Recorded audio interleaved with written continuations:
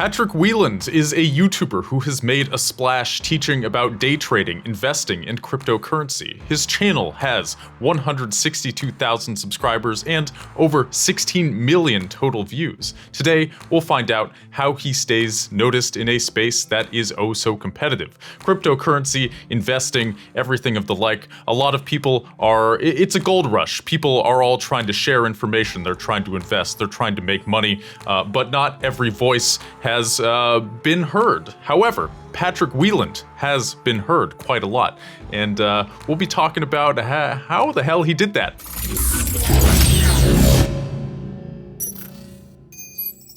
Patrick, first things first, cryptocurrency, investing, all these types of things. Like, how did you get into this, and why do you think you've made the splash that you have? So, to be honest, I started YouTube the beginning of 2017.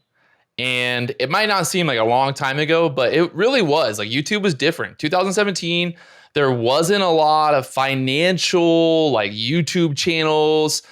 There wasn't a lot of, like, people that were really kind of gamifying, like, the trading and the investing stuff. You know, when I came along, I kind of saw what was going on. Like, I had some friends who were some big time streamers who made YouTube videos about different, video games and stuff. And I was like, what if we kind of took that gaming experience, that excitement, and then put it to obviously investing, to cryptocurrency and things like that, and bring that, bring the emotion and create content that basically would entertain people, but also maybe teach them, a little bit about kind of what I'm doing. And when I first started my channel, I had no idea. I don't want to say I had no idea what I was doing, but I was basically learning as I go. I really had like no prior knowledge when it came to investing and things. So I was like, okay, I'm going to make a YouTube channel about me learning. And a lot of people really kind of gravitated towards that. And I think that was kind of my edge. I was just real. Like, from the beginning, I told people, like, look, I'm not a millionaire. I'm not an expert. Like, I'm just like you. And maybe, we can learn together. And people, I think, really kind of gravitated towards that. Mm-hmm. So it's interesting that you kind of established yourself as a guy who is learning on the go, and you seem to, like, you were open with your audience about the fact that you were learning. Why do you think people responded well to that? Because you would think, at least on paper, that what people are looking for is a sort of authority figure, right? Exactly, yeah. But somehow you just being open about, hey, I'm learning this too, has worked for you. Why do you think that is? Well, so basically, the cool thing with me was I was basically going through the process and then telling people, like, hey, look, like, I tried this, don't try this. Hey, don't do this. Don't spend money on this. Don't go and do this. It's because I was basically going through what they were going through. And the problem is so many people, when they start YouTube channels, they start, different vlogs, podcasts, things like that. They want to, like, own the fact that they're an expert. But let's be honest, like, so many people, you're just not, like, you're not an expert. Like, it's just you're learning, like, every day. Like, YouTube is constantly evolving. What worked a year ago is no longer working today. The content that used to get so many views, it doesn't get views anymore. So it's constantly learning. And I think that's why you just have to be quick. You have to see the trends. You have to kind of understand the trends. And people want that real, like, they want to see somebody else. I guess, as bad as it sounds, like, they want to see other people, like, kind of going through the trenches and like failing, because they're failing. Like, people that are watching my videos are right where I'm at. If I lose money, a lot of people say, like, hey, I did the same thing you did. Like, I understand. And they relate to that. And the problem is like, when you first start out as a creator, like, trying to pretend or, trying to own the fact that, like, hey, I'm an expert, I'm a guru, like, people smell that. They can see it. They see through it. When people post pictures of them, standing in front of Lambos in the middle of the street, it's like, do you own that Lambo, or are you just taking a photo in front of that Lambo? So, like, being real, that was always, like, my big edge. So I guess, why did you decide to put this on YouTube? I mean, clearly you were interested in crypto and investing. You could have just done all of that and not sort of made a YouTube channel about it. Why share this information? So for me, when I first started, I started out as a filmer. I was a filmer editor, and that obviously is a huge advantage, because a lot of people, they start YouTube channels, they don't know how to film, they don't know how to edit. And I had two of those things. Like, I was already making money as a videographer. I was creating videos. I have two movies on iTunes. Like, we were filming TV shows. Like, we were traveling around the world filming.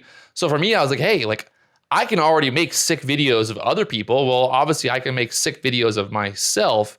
And, and in the beginning, like you watch my first videos, like they were bad, like the me talking, the audio, everything. And it was just a constant evolution. So when I first started, the reason that I really wanted to start the YouTube was I was kind of just looking for other outlets to like create content and create like a future, because I really thought that YouTube would be the future of content. I thought that streaming services and all this would kind of create the future. And like, I mean, how many people, I don't really know people that still like watch cable TV and watch like the news. Like people go to YouTube now to watch news, to learn. Like my dad the other day, he had to fix his lawnmower, and my dad's 60 something years old, and he's like, oh, I went on YouTube and I watched a video. Like that's amazing, right? Like that right there is like job security. Right. Like if you're a YouTube creator, like, and you're creating content that people see value in, like the sky is the limit. Like you can literally grow as big as you want to grow. And there's really like, I would say there's no like end in sight. Like I don't ever see YouTube going away. It's only going to become bigger and bigger and bigger. And I'm really excited to obviously like kind of be, right there with it. And so I've noticed your channel, there's a few types of videos on here. A lot of your videos are kind of you in front of the camera, and maybe there's like a green screen, so you'll be like in front of a stock graph or something. And most of those videos are kind of you just sharing information, talking about what you see, trends of the day, etc. But then you also have videos like Day Trading with Stephen Kalajian, if I'm saying that correctly. And Stephen Kalajian is a renowned stock trader who has done very well. Your video shows his setup, which has more monitors than I have ever seen. So I guess like which style do you think has been most important for growing your channel, or do each of those styles like serve their own purposes? So for me, what was really cool, so I started my channel, I started making videos every day. And then, people started reaching out to me. So basically, companies and different like people like Steven, they don't know how to create the content. They don't know how to get their message out to YouTube. So they reached out to me and they're like, hey, Patrick, like we love what you're doing. You have this community, you're building this community. We like the content you're putting out. Like, would you be interested, to come and film at our office, to come learn, what we're doing? And that was the craziest thing. It was like, I went from basically just being, some dude on the internet that is trying to trade stocks. So now I'm getting phone calls from like the world's largest brokers. I'm getting phone calls from these, millionaires like around the world. Like, hey, you want to come meet us? And I'm like, wow, like that's how powerful YouTube is. Like, I think a lot of people, they see YouTube as like you're creating content, you're creating videos, but like it really gets your name out there, it gets your brand. I mean, it's Google. Like if someone searches day trading, like I don't want to claim that like I'm one of the world's most famous day traders, but there's a lot of people out there that have seen probably one of my videos pop up in a Google search result. Definitely. And I didn't realize that he had reached out to you. I guess I didn't really have any information on that. So you start making videos. Most of them are pretty simple, and you're just kind of sharing information, being open about your journey through stock trading and the like. And then so all these big companies, they start emailing you. They start messaging you. And I think that's kind of the YouTube dream, right? Is, you just kind of start posting and you keep going, and then somebody really cool notices. Yeah. How did that feel when you're getting flown out to New York or whatever? So like, for example, this is like what, 2019-ish. I think when I first like kind of started getting these offers, I only had, 20,000, maybe 30,000 followers, subscribers on YouTube. So it wasn't that I was a massive channel. Like you don't need to have millions of subscribers to create partnerships, to have people want to work with you. It's about, creating content that brands are like, hey, you might not be the best person in the world, like the best trader. You might not be a millionaire, but we see value in your content because it relates to our customers. Like it relates to, if people see that you're using our products, then they're going to be like, oh, cool. Like Patrick, he's just like me. So they see that value there. And I think a lot of people get confused about, like, you don't need to have millions of subscribers to have a very successful YouTube channel. And for example, like one trip I went to New York City, they took me out to steak, like a really like nice steak dinner. We went to, went to Brooklyn, went to set courtside seats on the basketball court. went to the New York Stock Exchange. I mean, it's been really cool to just see God. like, some of the setups and deals. Obviously, because like the COVID and pandemic and stuff, it used to be, I would actually like fly out and like meet these people, but now everything's kind of ending up on Zoom. So hopefully we get back to normal and I'm back to sitting courtside and eating steak dinners. That would be nice, wouldn't it? That's I enjoy the people, I want to be there. I want to be in it. So you had a video, $1,000 red day. It was like you talking about basically persevering, even though you're having a bad stock day. Like, do you feel like part of your job is motivational? Like you're kind of just like you're almost there as moral support to kind of help people through the ups and downs of trading? 100%. Yeah, I mean, because people relate to what I'm going through, right? They see that I have a red day and they're like, oh, wow, like this guy, he's this big time successful YouTuber, trader, and he still loses money, like he still has red days. Like he still goes through that emotion that they're going through.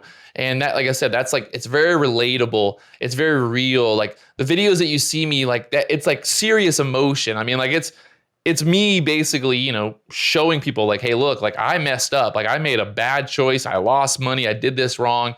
And at the end of it, like, it's cool because I can look back and be like, hey, look, like, I remember that day. And it's funny because I always say that I think, like misery loves company, but like some of my videos of me losing money or videos of me becoming upset, things like that, like those are some of my most viewed videos. I mean, people, they like to see other people, I guess, fail, like that's kind of something about humans. They just would, because it's almost like if they see me, like if every day I'm like, oh, I made this much money. Like if I post a video of me making $1,000, I can guarantee that if I made a video of me losing $1,000, I would get more views on the loss, 100%.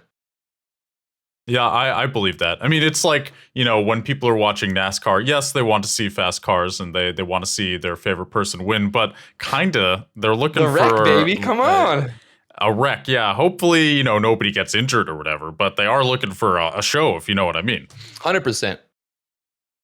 So I am curious, in what ways are you monetizing your channel? Like you have YouTube ads, you have a lot of links in the descriptions to click. Like in what ways are you kind of treating this as a business? So for me, obviously, the YouTube ads, which is funny because when I first started, like I tell people, when you first start YouTube, like there is no money. You make no money.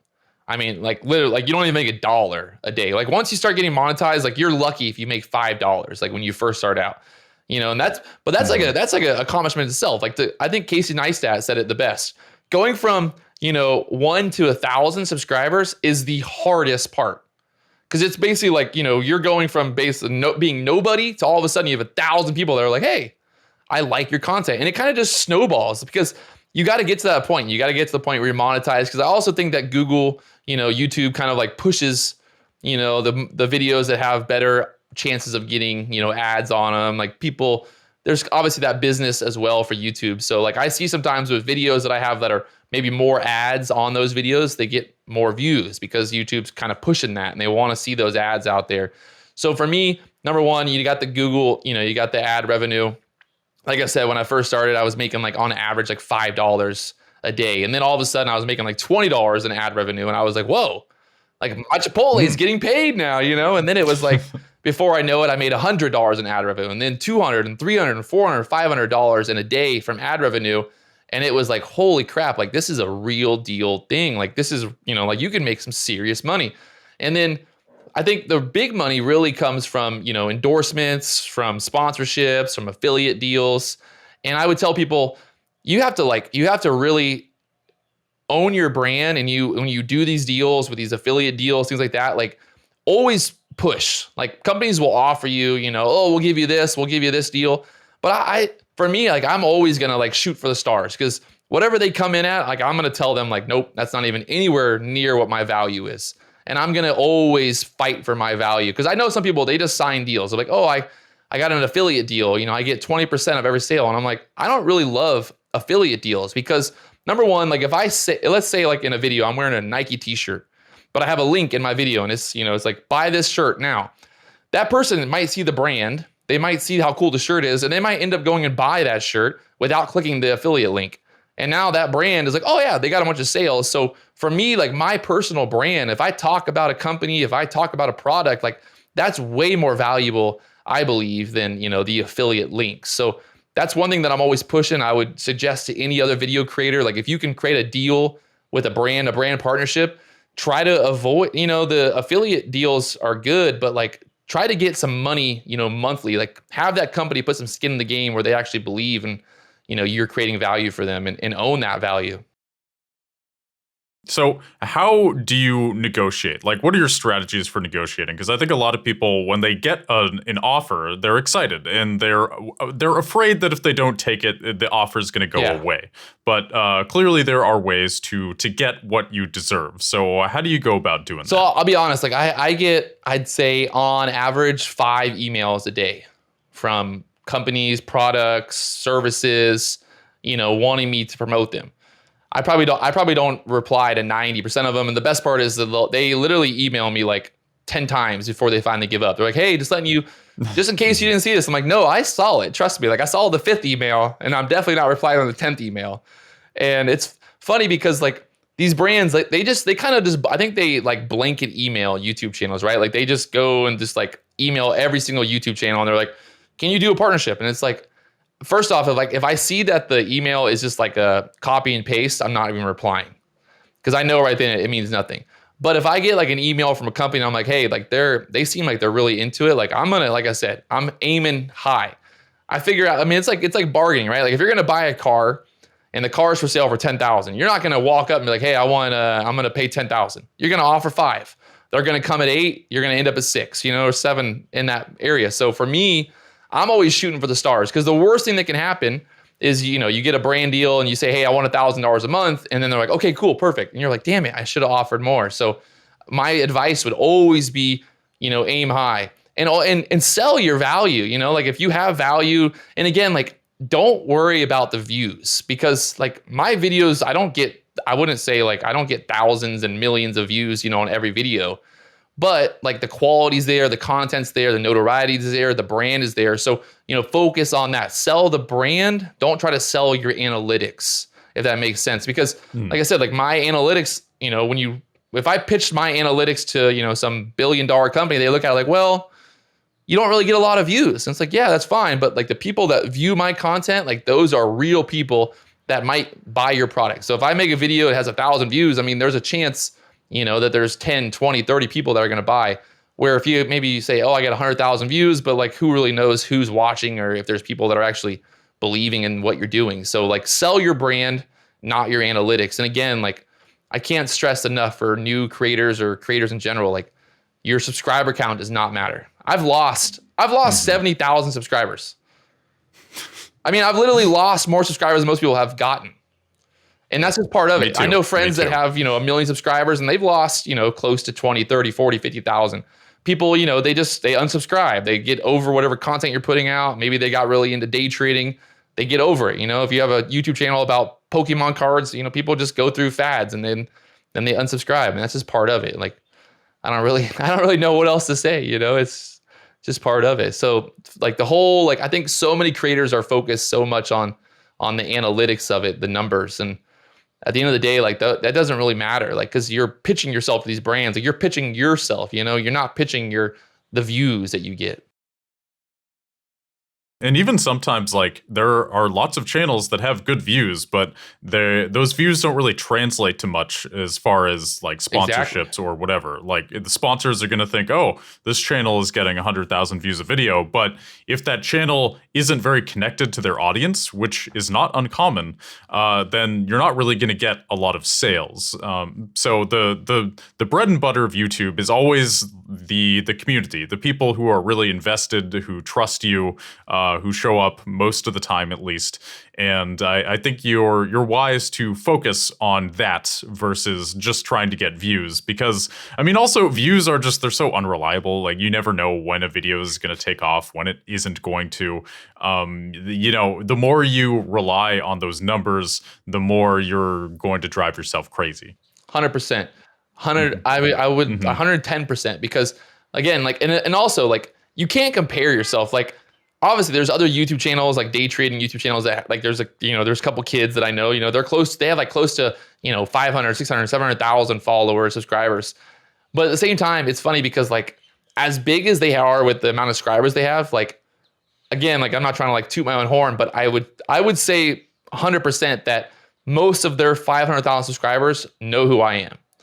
They might not subscribe to me because they don't like, whatever political view I have or whatever my message is, or they don't like the way that I portray myself. And that's fine. Like for me, I'd rather have 162,000 subscribers that are like, hey, I like what he's doing, over just having 500,000 are like, well, I don't even know what the guy does. I don't know who he is. If I just subscribe, like you said, like build that community, have soldiers, like I have subscribers that are still like to this day are like, I started watching your first videos and you've helped me so much. I mean, 3-4 years of them watching my content. I meet people in real life, all the time. They're like, hey, I watch your videos. I love your videos. I've been watching you for years. Like that's freaking cool, man. Like it is cool to see people like literally following along on our journeys and experiencing with us. I mean, my whole entire life is pretty much on YouTube. And so I am curious about your life leading up to YouTube. So I think some people, they're not sure if they're ready for YouTube. Like, what does it take to be somebody who can post consistently and not worry too much about it? You said you were and are a videographer. Tell me a little bit about like what led up to your YouTube channel and the experiences that made you who you are. Hey, there we go. The experiences. I can't talk about all the experiences that made who I am, but on a career path, I was filming for TV shows. I was filming movies. We were selling movies on iTunes and creating content. And then Instagram came along, right? And then when Instagram came along, it was kind of like, oh wow, like people just wanted content instantly. Like you would go out, like we used to go and film for months and months and not release any content until we like had a finalized product. And we would do a movie premiere, we'd sell the movie, things like that. But then, once Instagram came along and we saw this change where everyone just like, they wanted to just put it up instantly. Like if you went somewhere and it was an amazing beach and there was cool waves, it was like, boom, I want that on Instagram like 5 minutes. I don't want to wait 6 months, like it's got to be constant. So when I saw that happening, I was just like, okay, I need to figure out what I'm going to do as a filmer, and I need to build my business. I need to build my brand. And that's when I went to YouTube. I went to YouTube because I was like, I want to start investing in myself, building that brand. And I'll be honest, like at the end of the day, like not everyone is going to make it. Like that's just part of it, right? Like there's plenty of people who try. And the reason a lot of people don't make it is number one, like I said, there is zero reward in the beginning. Like there's no views, there's no comments, nobody cares. So it's like all you're doing is working for nothing, like you make a video and it's like 5 views. You're like, oh, we're really doing something, like my girlfriend at the time when I first started YouTube, she thought I was an idiot. Like, she's like, what are you wasting your time making videos on the internet? Like no one cares what you have to say. And I was like, well, everybody told me that. Like so many people told me, they were like, why is anyone going to watch your videos? You don't even know what you're doing. Like no one's going to watch your stuff. Like I had every single person I know told me that I was never going to make it at YouTube. Like, I mean, everyone told me that.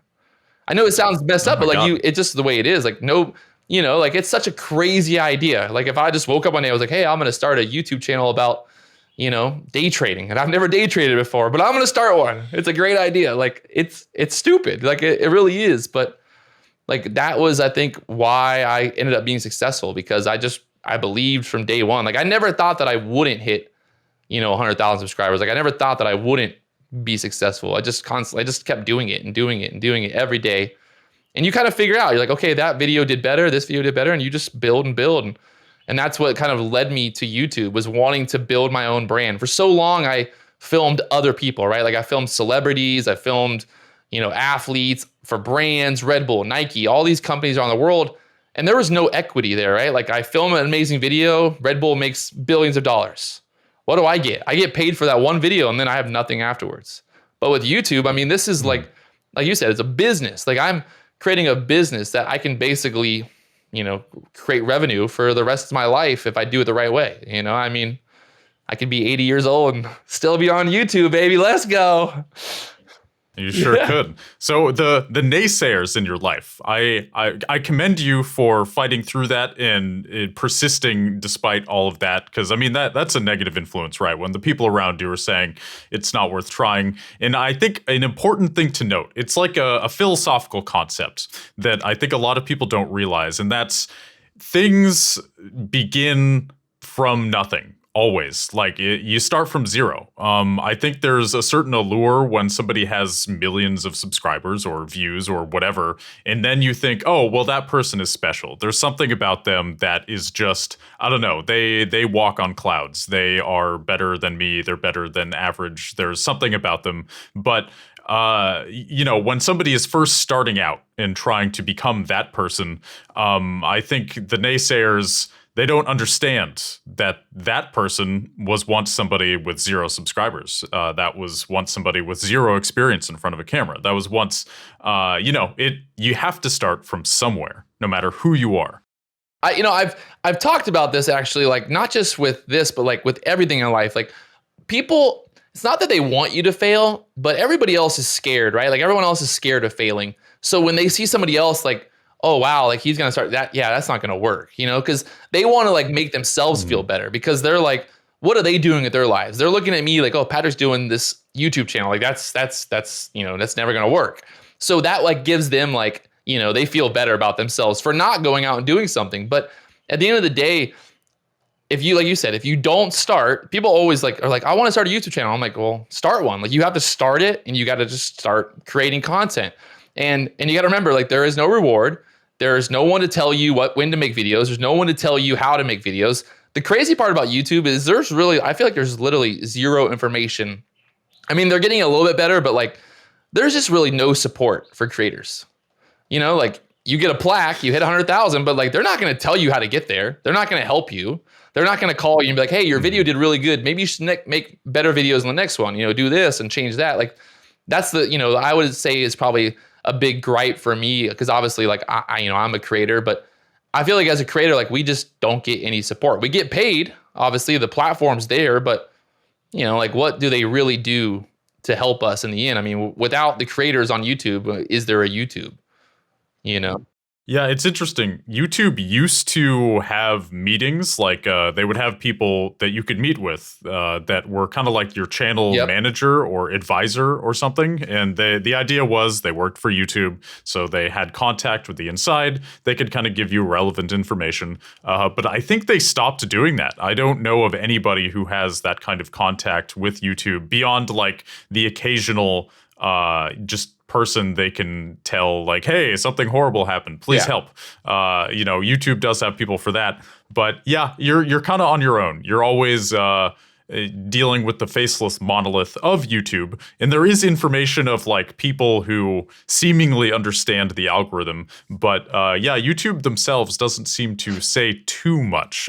They have a channel called, oh God, what is it called? It's like the creator or something, like where they do like little vlogs about stuff and new features. Yes. They have the YouTube studios. Yes. It is literally the biggest nightmare ever to actually be able to get into one. I was in New York City one time and I was trying to I just wanted to go. I was like, hey, I'm in New York. And I just like come check it out. They're like, oh no, sorry, you can't. I'm like, okay, cool. Like you have to go online and like do this whole course, and you have to like do a course on like what you're supposed to do when you're at the YouTube studio. It's like all this stuff. They make it really hard. And again, like, I don't know why. I feel like they should be investing more. And, not that I'm like saying I need help or, I should get more help than someone else. But like, I think people that have like established YouTube channels and have created, we're creating revenue for the company. Like they should want to, invest something back in us and try to, give us some support, and try to help us build, Yeah, that would be ideal. I think YouTube, they sort of do that, but then they like try not to invest too much. I guess they've just decided, we'll just be the platform and people are either going to make it or they won't. And I didn't realize that the YouTube studio was that hard to get into. I've heard about it so you can like rent cameras. Yeah, they have like a full studio. It's really super cool, but it's like you have to go through all this whole process. Like it's a real pain in the butt. Sounds about right. Whatever Sometimes is it doesn't not? surprise me. So, okay, I noticed some videos on your channel kind of in the early days. You had a bunch of like car videos, and then you seem to have stopped doing that. But some of those car videos had like Yeah, hundreds of yeah. thousands of views.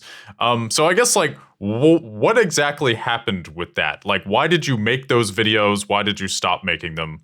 What's the deal? I was just trying to like, obviously you think like people that day trade, people that are in the stock market, they obviously, like cars and trucks and stuff. And I had, I have different, all the toys and stuff. So I was like, oh, I'll make some videos, kind of like some, I would guess like lifestyle videos to show people maybe a different side of what I'm doing. I also do like, I try to put some vlogs out there every once in a while. And it's funny because I feel like a lot of the vlogs and stuff that I make, like they don't get a lot of views, but like some of my, more diehard subscribers, like they really enjoy those. Like I see people all the time like, hey, make more fishing videos. Hey, make more of this, And I have another channel that is like an outdoor channel that I started posting like fishing videos to and stuff. I think it's got like 1,200 subscribers. I definitely don't like put much effort into it, but if something comes up, I put it up there. And then I have another channel. It's called Drone Nerds. That's kind of, I started that with a company and I was kind of like the face of that for a long time. And then now they have some other people that are doing stuff there. And I think that's like at 40 or 50,000 subscribers, and it's just focused on drones. So for me, I was just like, what other content could I make that would be fun and cool stuff? And I don't think it hurts as well. Like if you're creating, like if you see a niche or you see, some type of content that you can create that'll also kind of like expand your brand outside of whatever you're doing, then that'll, bring more eyeballs. My videos of my car or the truck, or like I have a video of me on a cruise ship, vacation, has like, I think like 300,000 views like on that video. So you get, Oh, wow. you can get more eyeballs on your channel. And I would tell people like the number one tip I would say for like a creator like starting out is like you find a niche, right? Like you find a small niche and you get big in that small niche. Because it's much easier to grow in a small niche on YouTube than it is like in a big, like if you just want to be I want to be a fitness channel and I'm just going to post workout videos every day. Like the chance of growing in that space is going to be almost impossible. But if you like find some type of small niche where you're just like, maybe you're some crazy vegan / like barefoot you only work out barefoot and you're vegan and you have all these different ideas, like find that little niche and then become like the person in that niche. And then like once you like own that niche, then you can grow bigger, So what advice do you have for people to find that niche? I mean, I think you have to figure out what you're passionate about. For me, not that I would say that I'm like passionate about like making money, but obviously like I enjoy making money. I enjoy, making videos. So you got to find something that you're like excited about, like anyone can create a YouTube channel about anything. I mean, if you want to do underwater basket weaving, whatever you're passionate about, like do that. You have to be passionate because people, again, like they're going to see through it. Like if you're not into it, you're not about it, like this isn't your life, like then people just aren't going to like, they're not going to gravitate towards you and like want to follow along. I mean, there's so many YouTube channels now. I mean, you have people that, they document their entire lives, sailing around the world. That's like a huge thing. I mean, you've got just like so many different avenues now. And it's really interesting, really cool to see like how flexible it really is. Like there isn't like a specific, like you have to be this type of YouTuber nowadays. Like I feel like you can really be successful in so many different industries. So basically, figuring out what is that industry for yourself and like what you're going to be passionate about. And then I think a lot of people think that like creating videos on YouTube is about like self-fulfilling, right? Like you want to make videos like to tell people about yourself. Like, oh, I want to make videos to like, like brag about myself or like, tell people like, oh, look what I did or what I did. But what it is, like creating videos on YouTube is about like answering people's questions, right? Because you think Google basically is a search engine. So if someone types in, what is day trading, how to day trade, boom, what are they going to see? They're probably going to see one of my videos. They're not going to see my video because my video is like, I'm the best day trader in the world. They're going to see my video that's talking about how to become a day trader, how to be a beginner day trader. So you have to create content that's basically answering questions. And that's the goal, right? Because every video you create, like obviously there's going to be videos that are for fun or whatever, but if you're creating content, you should try to figure out like, how am I answering questions? Like, how am I answering people's, what are they searching for? Like, what are people searching for? And you find that niche, like I said, if you're underwater basket weaving, you figure out like, okay, like there's a lot of questions and people trying to figure out what's the best, what's the best material for underwater basket weaving. And you make videos about that. So that's the game, right? Like you have to figure out what people are looking for. What are they searching for? So like, for example, like the whole like AMC movie theater debacle with the stock market and stuff. You can see like I made a lot of videos about AMC. And the reason I did that was because everyone's searching. Like everybody wants to know like what's going on with AMC. Like that's the hot topic. It's not that it's the only stock in the market, but if everyone's watching videos on YouTube about AMC, well, then I better be making videos about AMC to be relevant at that time.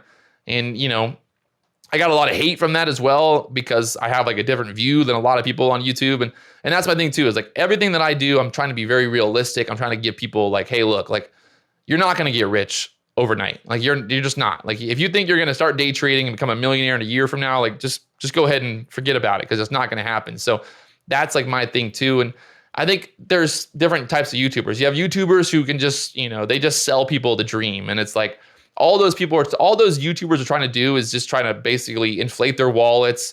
They're not realistic.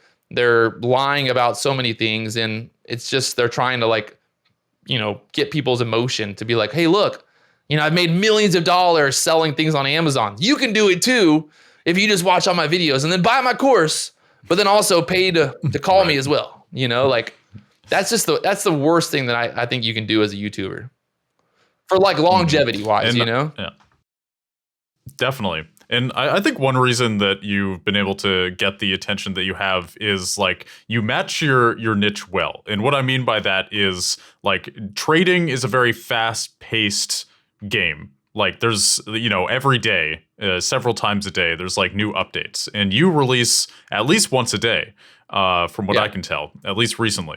And I mean, you're pulling in over 200,000 views a month minimum. And I think when you're releasing that often, that is super helpful because you can always be relevant to whatever is happening that 100%. Day. And you can, I mean, also you're just infiltrating the system, right? You're releasing so much that eventually, some videos are going to take off, some videos might not, but that's okay because you're going to release another one tomorrow or even one later that day. So I guess like something to keep in mind for people is like, depending on what your niche is, you may want to release less often or more often. So if you're like talking about history, world history, you could get away with releasing not that often because, well, history is, it takes a while for history to happen. Like you might be talking about something that happened 1,000 years ago. So it's evergreen content, so to speak. But with this, it is important to release regularly. So just keep in mind, like, if you're in a game or a realm that is very fast tick. So another fast tick place on YouTube is politics. Yep. Politics, there's always new things happening several times a day. The news, another great example, kind of intertwined with politics, kind of intertwined with what you do, but just another example of a fast-paced, niche. I never quite know how to say it. What's cool too is, what's thinking about like the evergreen content, what I would say, what's really cool about YouTube is like I have videos from years ago that still make revenue. Like they're just every day, it might be $5, it might be $10 per day, but like that adds up. I mean, it's like I made that video 3 years ago and it's still generating $10 a day.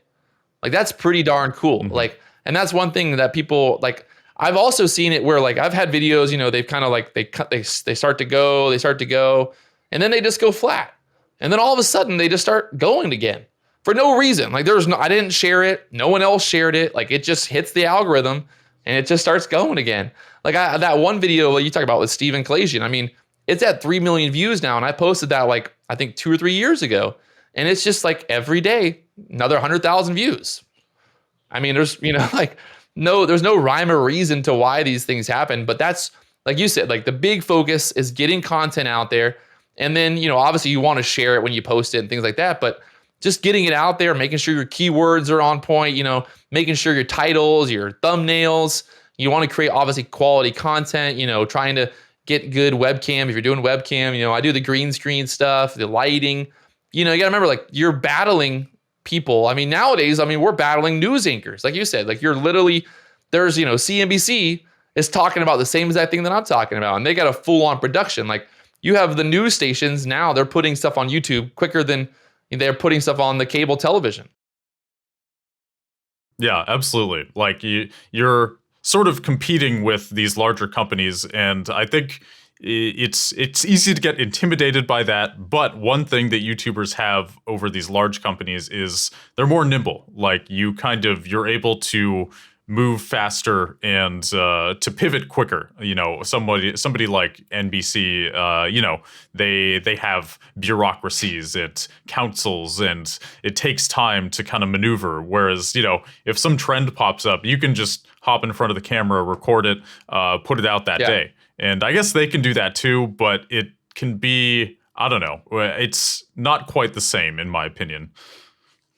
It's it's just a different ball game, I think. And so one thing I wanted to talk to you about is your live streams. Seems like you have some of those on your channel. What has your experience been with live streaming? So I have a love-hate relationship with live streaming because, again, trading, it's emotional, right? Like you're possibly going to make money or you're possibly going to lose money. So, when you're live on YouTube and all of a sudden you just lost $1,000, like, it's hard to be excited. It's hard to be like, thanks for watching. No, you're more like, I hate this. And you're like slamming stuff and you're like, I'm out of here. I'm done with this.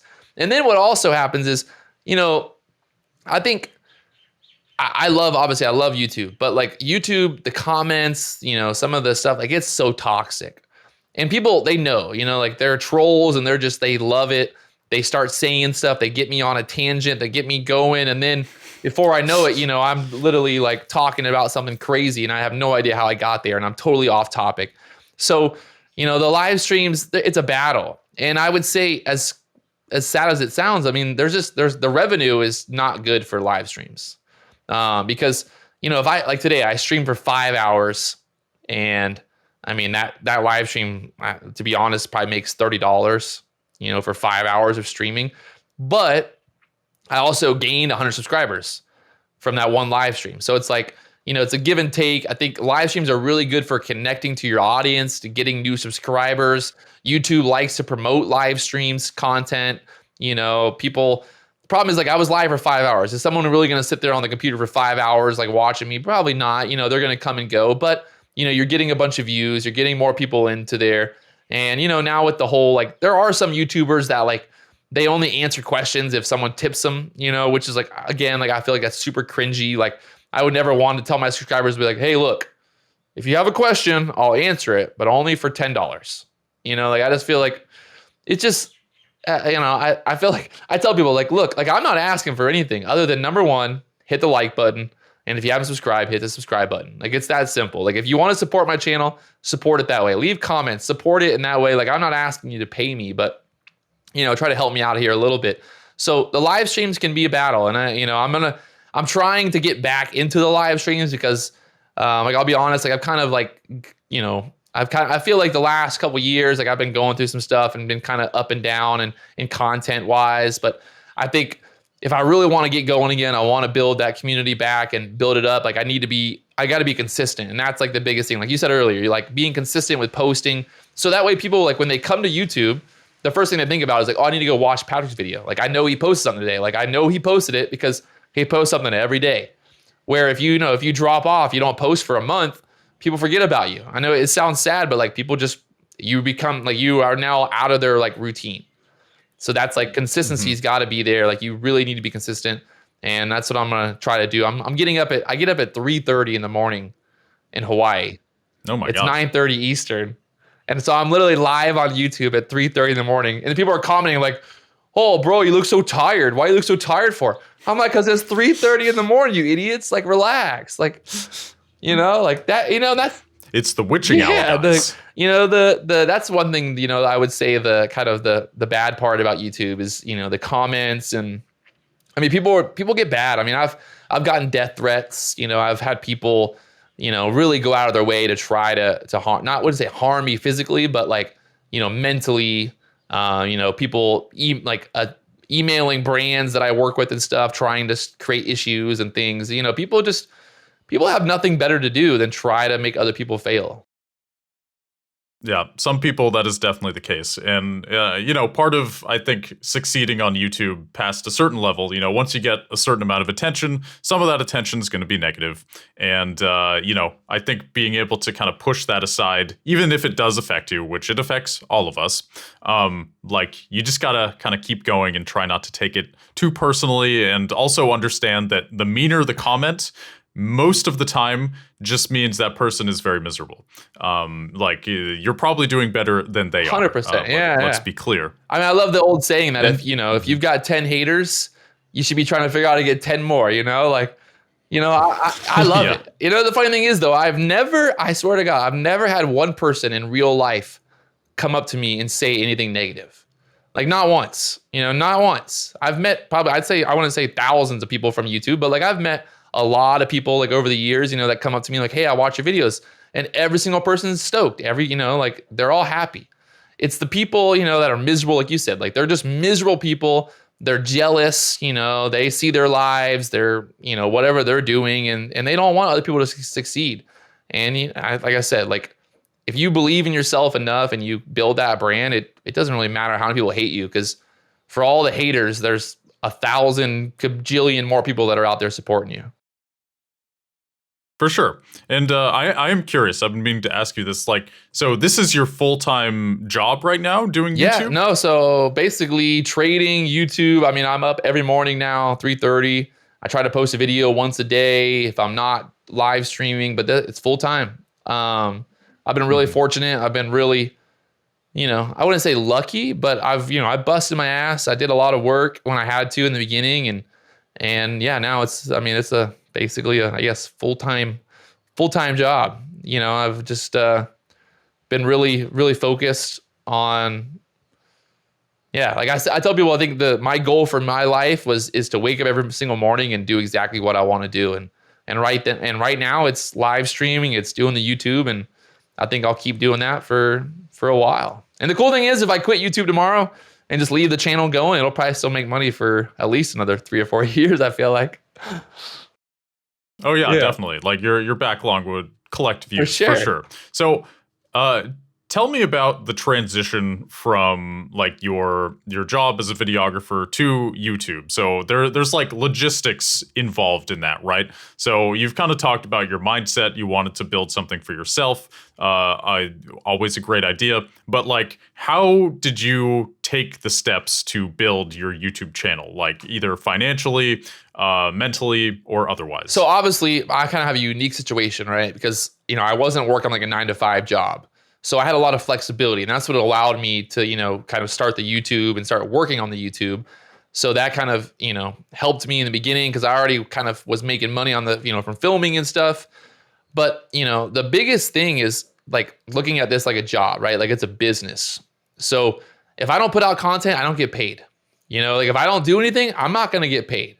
If I make crappy videos and I don't put the effort in, I don't, do what I need to do, I'm not going to get paid. Like you said earlier, YouTube's not going to call you and say, hey, Patrick, you haven't posted in 2 weeks. You might not get paid that much this month. That's the big thing to think about. There's no boss. This is not a 9-to-5 job. This is a 24 hours a day. Because when you first start out, I'm probably at the point now where I'm not the best with engaging community or, being so much really into it. But when you first start out, you need to be answering every single comment. You need to be talking to people. If people ask you a comment, you need to be you need to give them, some really solid stuff, and you need to be active on social media. And for me, I have Instagram, and I really don't promote my YouTube channel through my Instagram. My Instagram is more my life, me surfing and stuff in Hawaii. My YouTube is my YouTube. I mean, everyone on my Instagram pretty much knows that I have a YouTube, but I don't really promote it. When I first started, I was a lot, I really promoted a lot more. But you kind of you have to do that, when you first start out, because if you're not sharing your content, if you're not promoting your content, nobody else will, so you've got to be out there and you got to be hitting the ground hard. It's people think that it's just okay, I made a video, now I'm done. No. You made a video. Now you better figure out how you're going to get that video seen. You better be posting it wherever you're going to do.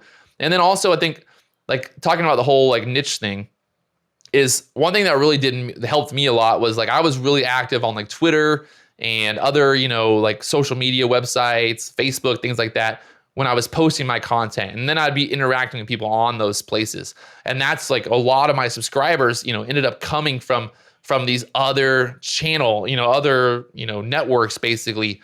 Because like I said, like just putting a video on YouTube and just walking away, like it's not going to happen. Like you can make a video every single day. And if you just put it on YouTube and you don't do anything else, like you're not going to build it. So really you need to, have that schedule, have the opportunities. You need to be reaching out like to other YouTubers. Like I think that's a great way to grow in the beginning is, figure out how you can maybe connect with some other YouTuber and try to, now I wouldn't say piggyback off their subscriber base, but like it never hurts to, find other friends in the space and figure out like how you can both help each other.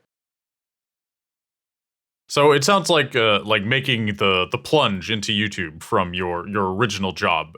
You had a plan, is kind of what you're saying. Like you knew it was going to take a dedicated effort. You knew that you had to have a schedule, and that it was all about the execution. And I think some people aren't super realistic about that. They have an idea of what being a YouTuber is. And what they don't realize is when you watch a YouTube video, you're watching like usually a highly edited or at least partially edited version of somebody else. And they don't necessarily understand the effort it takes to make that video happen and to make it look so effortless on camera. So they kind of have this idea of effortlessness in their head.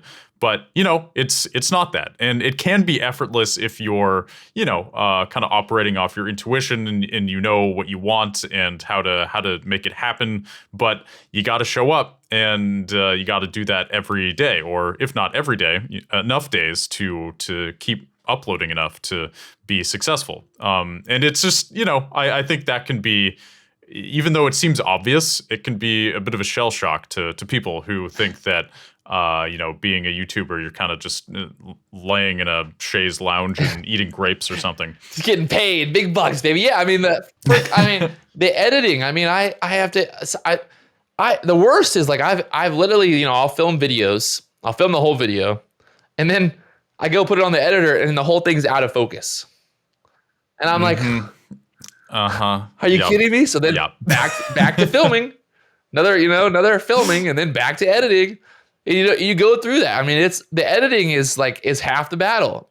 And there's videos like I'll post stuff and like I'll forget to like maybe I edit it really fast. Like I'm a pretty fast editor now, but I kind of just skim through it, and I'll forget to like cut out things, and I'm like me picking my nose or burping or something. I'm like, oh God, why did I not cut that out? So yeah, like it's a lot of effort. And then obviously like you have so many things pulling at you. Everyone's different, but like, you've got a girlfriend, you've got friends, you've got all these other things that are like trying to pull you away, from doing this. And I think I would say if you're going to start out like as a YouTuber, like if you really want to be a YouTuber, like find a job, like find a 9-to-5 job, or find a job that you can do that like complements that. Like if you want to make a YouTube channel about cars, well, maybe like go get a job as a valet, because maybe you can get some like cool content, I can like make car videos, but also when I'm at work, I can film cool cars because I work in Miami and I'm a valet at a nice, hotel. Like you can find like jobs that kind of complement like what you want to do. I don't have an idea for every single job out there, but like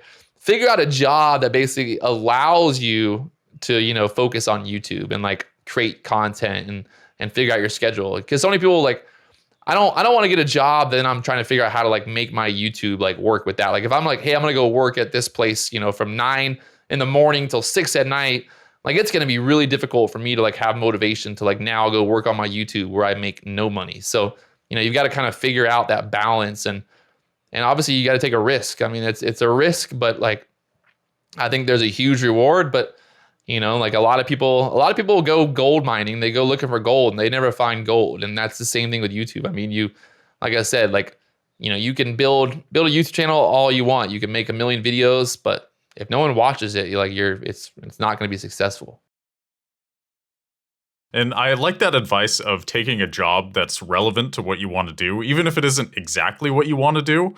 Like I had to take a step back from YouTube for a while because it was too much. Or it wasn't what I wanted it to be, and I just kind of needed to make money in other ways in order to figure out how to make it successful in the long run. So in the meantime, I worked and still do as a video editor. I consult for other YouTubers who are, they have questions like, how do I take things to the next level? Like I'm still kind of tangential to YouTube, and I'm making money in ways that I still enjoy, or at least enjoy enough. And I feel like I'm learning things too. Like I've been kind of a step back from my YouTube channel for about 2 years, and I only post occasionally to it.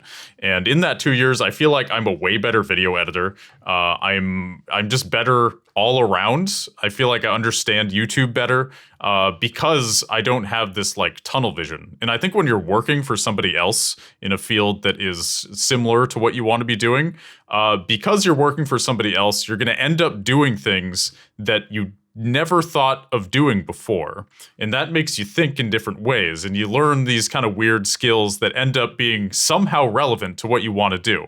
And it doesn't matter what you're doing. I'm just here to tell you that you will find that you're going to learn useful skills, even though at first you're kind of like, this seems like a waste of time. But then suddenly it's like, oh, I can use this editing technique here. And this saves me so much time. And, it just kind of, it can all work out. Yeah, I mean, I think it's like you said earlier, like it's about being nimble, right? Like if you're starting a YouTube channel, like obviously like you're not going to make a ton of money. So you've got to figure out other ways to make money. You just got to, like I remember one time, like I was on a film shoot. We were in Vegas. We were filming these big boats, and the guy who was supposed to drive the boat from Vegas back to Texas on a truck, he like left. He got sick or something. So there was no one to drive this big truck with this big boat. And I told the guy, like, hey, I could drive it. I don't, whatever. Like, how much you gonna pay me? He's like $1,000. I'm like, $1,000 to drive this baby in 24 hours? I'm in. Like I obviously like I'm not a professional trucker or anything, but I was like, I'll figure it out. And that's the biggest thing. And like you just have to be nimble. When I first started filming, like I filmed weddings. I filmed like just the craziest stuff. Like I would go on Craigslist and just find the weirdest, like nothing too crazy, but like, just like crazy things like bowling. I filmed bowling for a while, like, just funny stuff. And yeah, like that wasn't my dream. Like I didn't want to be a bowling filmer, but like it made me a better filmer because I went and I filmed like some of the best bowlers in the world. And I was like, oh, this is cool. Like you learn, you see different perspectives. Like you said, like maybe it doesn't apply directly to what you want to do, but like it'll make you a better, overall creator when you can see different angles and maybe see like, hey, maybe I'll make some bowling content. That stuff's kind of cool, Yeah, seriously. I've had a couple of videography gigs that, it's not exactly what I would have imagined, but it turns out I learned a thing or two. Yeah. Yeah, there was one where I was filming guys like shooting guns at boards of wood, and I was like, I don't know what I'm doing here exactly, but I'm getting paid, and I'll figure out what to do with this footage later. So it's that's what honestly, like as a videographer, that's one of the coolest things because like if I obviously like I film a lot of action sports, surfing, big waves, a lot of crazy stuff, but then like if a company like had like a fine china, like I don't know, like glass wine, wine glasses, they wanted me to make a video, like I would come at it from like a different perspective. Someone who maybe, if somebody out there who they film wine bottles and glasses of wine every day, it's whatever for them. But I may be like, hey, it might be cool to like take this glass of wine, take it to the ocean and like do this. And like you can bring like that different perspective of what you're normally filming or what you kind of specialize in, and then kind of, like apply that to something totally different. And that's, again, it's just like what you're filming is what you're filming, and it doesn't matter what it is. Like you can bring that creativity to whatever you're filming. Definitely. And I think creativity is like a muscle. So the more often you are creative, the easier it will be for you to be creative in the future. So, if you can problem solve in out of the box ways, then you're going to be able to keep doing that even better as time goes on. So yeah, sage advice for sure. And then sorry, yeah, like you said, like obviously like you become better on camera. Like the more you're on camera, the more you do the YouTube, like you just like I obviously like I edit all my videos. So I watch every video and I'm like, like, ugh, I didn't really like how I did that. Or like, oh, I like that. Maybe in the next video, I'm going to really do that. So like you have to be, I would say like you need to be overly, I wouldn't say overly dramatic, but you have to be super charismatic. You need to like, people are watching, people have no attention span anymore. Right. So you have to like, from the minute they start watching, they need to be like, oh, wow, like this is kind of, either something cool is going on that you got to catch them. Like that first 10, 20 seconds when you're starting out in a video, like that's the gold, right? Like you better get that person to watch that video in that first 20 seconds. Like if you're not selling that person on watching your video in the first 20 seconds, they're gone. They're watching the next video. So like you have to like come across, like, what you're talking about, even if you don't, and you're just going to build on that. Like, you really got to have that presence, and you'll constantly get better. Every time you make a video, you're going to be a little bit better, a little bit better, a little bit better. And I think, like you said, like you took that 2 years where you weren't like 100% focused on that, and it made you better because you were a better editor. It's a longevity. It's a marathon, right? Like the longer you're in it, the longer you're doing it, the better you're going to be. No matter really like how good you are, like you're just going to get better the longer you do it. Hopefully, I would say, if you have that drive, you got to have that drive, and you got to want to be better. For real. Yeah. And it's, it comes from within. And I think, when you have it, and if you don't. And if you don't, that is actually not necessarily a bad thing. I think there are some people, they're just, it's better for them to just kind of work a normal job and not overthink things and just kind of do their thing. But if you're listening to this podcast, then probably you are not one of those people. Whatever you can do to practice your skills, even if it isn't entirely relevant or it's like not exactly what you want to be doing, don't worry about it. It's all good. You'll find your internal motivation, and something beautiful will spawn from there. I want to say too, like if people are listening right now, like I think so many people think that you need to like be like an influencer, you need to be like this model, or you need to be somebody special to be a YouTuber. Like if you're some guy who lives in Georgia and you're really good at, I don't know, mowing yards or growing grass or whatever, landscaping, you're like really like you're the best landscaper in your town. Like you could create a YouTube teaching people like how to be better at landscaping. Like there is no there's no cookie cutter mold. Like obviously like you see people like Logan Paul and these guys, you're like, oh, he's a YouTuber. But like there's a guy out there who just makes videos about lawnmowers and makes videos about growing plants, growing orchids, and they can still like make a living from YouTube. And that's what's so cool about it is you don't need, like, there is no like specific, like you don't, like, I guess, you don't have to be good looking, at the end of the day, like you don't need to be a beautiful person to be a YouTuber. Like you just need to create quality content, and whatever you're into, whatever you're passionate about, you can do it. So, I mean, if you're a woodworker, you're working on roofs or houses or whatever it is, like there's people out there that are searching for your content. Right on. And speaking of which, why don't you tell people where they can find you, pitch whatever it is you want to pitch. Pitch it, baby. Let's go. You can check me out on YouTube. It's just Patrick Wieland. Pretty easy to find. Wieland. If you type in Patrick Wieland on YouTube, it'll definitely pop up with some videos. They might not be the best videos ever. It might be people talking about me in a bad way, but hey, it happens. And on Instagram, you can find me as well, Patrick Wieland. Mostly I'll post on there kind of daily, my daily routine and things like that. But yeah, it's been a ride. It's been a wild ride, YouTube, baby. Hell yeah. Yep. That's the dream of YouTube. You're looking for excitement, not necessarily stability. So that's how it goes. There you go.